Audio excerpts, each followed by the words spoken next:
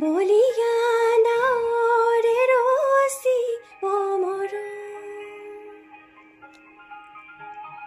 ৰং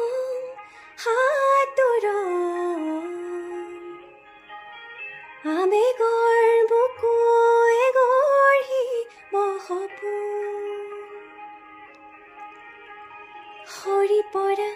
গোলাপৰ বাখৰুৱা নিয়ৰৰ আধৰুৱা প্ৰেমৰ যে